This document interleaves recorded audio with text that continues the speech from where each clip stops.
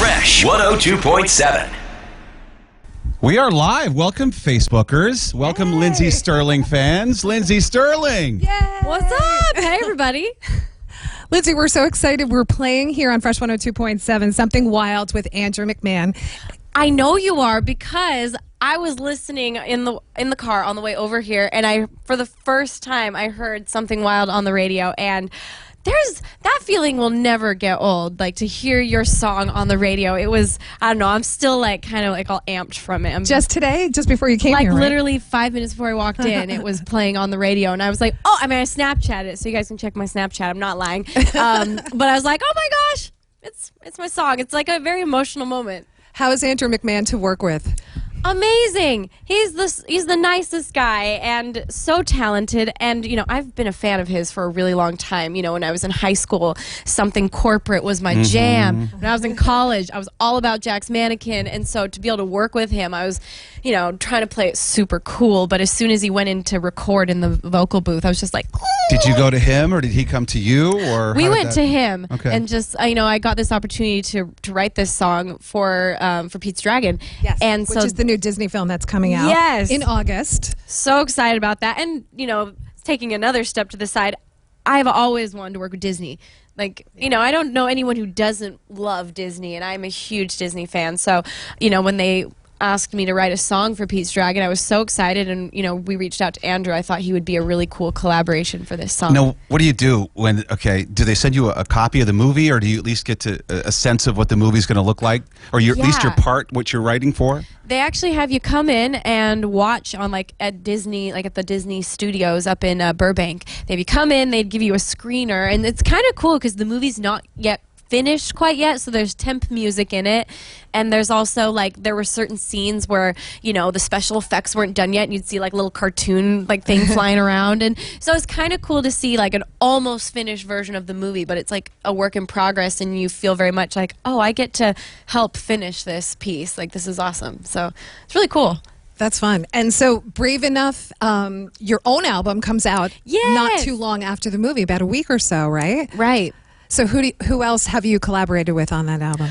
Oh gosh, there's some really fun collaborations on this album because I wanted half the album to be instrumental, and then I wanted half of it to have featured vocalists on it. So we have a lot of really interesting and very diverse people, everyone from Rivers Cuomo from Weezer to Christina Perri to Dan and Shay from country and Lecrae from the rap world. It's got a little bit of everything, which was something I really sought after. I wanted it to be a very diverse palette. What's the Zed song sound like? Because I love Zed. I like the EDM, and I'm very curious to hear what you've done that and how you've married your sounds. It was really cool working with Zed because he has such a specific style. I have such a specific style. And it was, it was a bit of a challenge to figure out how both of our voices could be heard on this track. Because Zed he's not a singer, but his style has a very strong voice to it. So, which I love. I love that about Zed. So it was really interesting and really a cool process to kind of go back and forth until both our voices were heard on this track. That's what's so great about you is you can do all these different genres, and you're always doing something unexpected, which we love so much. And I think the coolest thing was when you were on America's Got Talent, and Sharon Osbourne and Piers Morgan said, "Yeah, what you do is nice, but it's not going to fill, a theater on your own." And then you went, what did you have inside you that said, "I'm going to do this anyway. Sit back and watch"? Well, it's funny because I think you're given strength at certain times of your life for different situations, and especially when I feel like I was meant to do this, and I just kept getting this feeling that it wasn't time to give up yet, because I got no after no after no, and failure after failure. Just so many doors were slammed in my face, and some which were very public and very humiliating. But what kept me going was just this fact of this inner voice was just it's not time to give up yet. And I even look at myself now and I'm like, man, would I have had the strength now to persevere that much? And I honestly don't know if I would have. I think I was given this little extra oomph at that time when you need it. And embarrassment turned into motivation, and I was like, I'm going to prove them wrong. You talk about your faith a lot. I mean, I suppose you went to that well quite a bit during that time, right? 100%. I still do. I'm a very faith-oriented person, and I remember just really feeling driven, partially from just feeling like I was, being called to something, and I feel like God was like, I have a plan for you, and if you listen to me, if you stay this out, I'm going to help you. Yeah, we always talk about that. So like it wasn't when you were hearing all these no's, it wasn't so much like you weren't beaten down. You were like, all right, well, there's a plan, and you know what you're doing, and it's so hard to see it in the moment, but like looking in hindsight back at it, you know, I wanted so badly to win America's Got Talent. Looking back at it, being cut from that show was one of the best things that could have happened to me. It motivated you. It motivated me. Completely. It taught me a lot. It gave me like this and, you know, so it's like things happen for a reason. And, you know, another song on the album is the lyrics of it are, where do you go when your prayers are answered and the answer is no? And that song is about how sometimes no matter how badly you want something, you work for it and you try and you do everything right, sometimes the answer is still no, but it's because you're being led to something else. Something better. Something always, usually better. I have a favorite saying, God doesn't give you, and not to get too spiritual, but God doesn't give you what you want, he gives you what you need. 100%. Yeah, absolutely. And that's what your fans love about you, too. You know what? You're just such a positive force for everyone. And I try. Yeah, I mean, how do you stay positive? Just... You know, I believe so much in the power of our minds and the fact that, you know, we have a lot of control over who we become, and what we think ourselves to be is what we do become. And I've actually, you know, in writing this new album, I really studied and read a lot about this process and about vulnerability, and I read a lot of Brene Brown books. I read Brene Brown all the time. She's amazing. We do have to talk. I was listening to her on the way home yesterday. Really? I knew by your language. Yeah. I'm all about Brene Brown. Her she's very real. Inspired my whole album. Like, that's why Brave Enough is written about, you know, she always talks about being brave enough, and The Arena is about that quote from Daring Greatly. Anyways, I'm going to go off on a tangent, but it's all good stuff. It's great stuff. It just pushes you further. And one of the best things we admire about you is that you didn't listen to anybody. I mean, think about what you did. You made violin playing rock and roll and hip hop and cool, and you showed what the instrument can do with your talent, you know, and that's so much fun. You're very infectious, right? When you see her going on stage. And that's another thing I wanted to ask you about. When you were younger, your mom and dad, they didn't have a lot of money. They gave you a choice, dancing or violin. Right. What made you choose violin? A lot of little girls, including my daughters, choose dance. I'm just, did you feel that instrument? Did you know? Like, what was it? Yeah, I remember my first lesson, and I remember holding, like, I didn't even get to play it. My teacher was just like, hold the violin, and, you know, and like, this is the position. Like, you don't even get to play it your first lesson, but just the fact that, like, I put my fingers on it, and I don't know, felt like potential in it. I was just so excited, and I got to take this wooden thing home with me, you know. And make it sing. And then I could squeak away on it. My sister was like, make her stop, you know. And I think just the fact that I could annoy my sister so much propelled me forward. That helps too. I grew up, my sister played, and she still plays, and so I know what you're talking about as far as annoying the household. You know, it's a terrible instrument when you first start. It really horrifying. is. Something cats, you know, like, just fill in the blank. Absolutely. Are you going to be releasing this is from Taylor Menke, who's watching. Hi, Taylor. Hey, Taylor. Will you be releasing a DVD of the Music Box Tour? Not the Music Box Tour. We're going to start a new tour in the fall, and we are actually looking into right now figuring out the details to do a DVD of the Brave Enough Tour, which will be the fall tour. Okay, that's great. What about your book? That was New York Times bestseller. Only Pirate at the Party. That's what it's called, right? That's it. Yeah, and you wrote that with your sister? I did. Yeah, how fun was that? Was it more fun or therapeutic, or?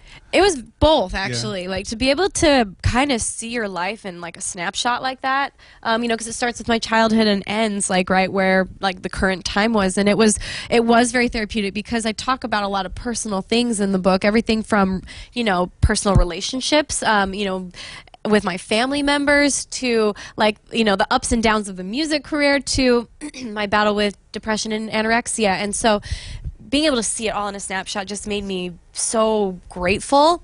And it was an amazing thing to do with my sister. It was, you know, we've always been best friends, always been so close, and it was an even more like bonding experience for us.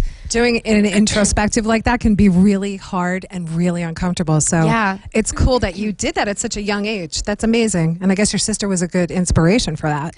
To Absolutely. Help, right? Well, she drew out of me a lot of stuff when I would like explain things and be like, that's how I felt, like, period. She's like, oh, that's not, you know, I don't get that. Like, you know, I don't understand how exciting that was or how sad it was. So having like this other perspective to be like, okay, and forced me to dig deeper and like even revisit old journal entries to be like, how did I feel in that time? And it was really, and that's why it took us 3 years to write it. Yeah. Was there ever something you remembered and your sister was like, well, it didn't really go that way. It went this way. Surprisingly, we actually didn't have any of that, and she was there, which was another thing that made it great. Is she was on tour with me at one point. You know, she and I went to college together. We're roommates. We grew up together. We had this, you know. Anyway, so we have like all of our experience in life, like very much so. We knew from two sides the story, and pretty much all of it we were really amazed. We like agreed on. There weren't any like no. How long have you had Luna? People are asking about your puppy. Introduce I know, so we're terrible. Look at her. She's like, I've been waiting. It's my turn. Romy wants to know how old Luna is. Luna is a little over 1.5 years. I got her at Christmas time. She was I literally got her right before Christmas and found her. She's a little shelter pup. And she is the best thing that ever happened to me. How long was she? You were saying how long she was in the shelter, which is unbelievable because it's the sweetest dog. She is. She's the sweetest dog. And she was in a shelter for 20 days. Oh, she's ready to jump ship. She was there for 20 days. If she poops, I'll clean it. It's okay. They're little poops, mini poops. You want to talk? Oh, We were just saying shy. the calmest Chihuahua we've ever seen. Yes. What is she like when she hears your violin go? You know what's funny? The first time I played a violin around her, she like sat up and she went to far end of the room and like looked at me from the corner like, what is that? But now, you know, she quickly got used to it. Now when I play, if I'm sitting down, she'll jump on my lap and curl up and fall asleep. It's like I'm like singing to her. She knows it's her mama's voice. Yeah. Is that your only pet? Yeah. Did you have any growing up? Oh, so many pets growing up. That's why I've wanted a dog for so long. We had dogs and cats and chickens, and She's good on the road? she's so good. She's a great flyer. She sleeps better than I do on planes. And yeah, our entire tour just loves her. Sorry, do you want me to take her? No, I want to show everyone her shirt. Oh, yeah. Oh, yeah. You know, Security. Security. we live in crazy times. Yes, you are. It's very necessary. That dog's not even going to nip at you if you do something wrong. So very bad security guard. I'll give you a kiss if you cross boundaries. Well, what are you doing? What are you doing today? What are you doing next? Where are you going? Actually, I'm gonna enjoy some New York today. I think I might get a little bike. You know those rental bikes. And ride. Be They're careful. so heavy. I'm scared for you. Go with someone. Okay. Don't go by yourself. All right, I will. I'm going to cruise these streets and get some pizza. Yeah, I was just going to say, what do you like to eat when you're in New York? Ooh, I have several. I love the meatball shop. We went to Little Italy last night. So quaint. I'd never been, and all the times I've been to New York, and I highly recommend it. I loved it. There's so many great neighborhoods. Go to Soho. You'll love that. What do shopping. Okay. Yeah. I'm always down for Shopping. I'm laughing, but I do the same thing. I know you do. I have no Go to fear. Canal. Go to all. Just Yes. you know. Canal Street. Yeah, okay. What? That's where Little Italy is. Yeah, well, some parts are nice. Do touristy stuff. Like, you know, it's funny. I've never been to this, like the Statue of Liberty or the Empire State Building. People who live here never do That's those. so true, yeah. You should go. Well, you should go. Let's go together. Let's do it. The top of the World Trade Center. Oh yeah, that's open now. Yes, that? I have not done that yet. Yeah. That's a good idea. That is a good idea. I'll take pictures. I'll tag you guys. Good advice. Awesome. Thanks so much for doing this, Lindsay. We're Oh, excited. Thank you guys for having me. I'm excited. I'm excited I can finally start to share all this stuff I've been, Holding on hoarding for the last year. Can't wait. I wrote it down because I have a bad memory. Brave Enough is coming out August 19th. That's right. That's right, everybody. Heard it here first. But Something Wild is what you'll hear here at Fresh 102.7, and that's from right. the upcoming movie from Yes. Disney. Mm-hmm. And when does that come out? That comes out August 12th. Okay. Let's give Luna the final word. Couldn't have said it better myself. Thanks for watching.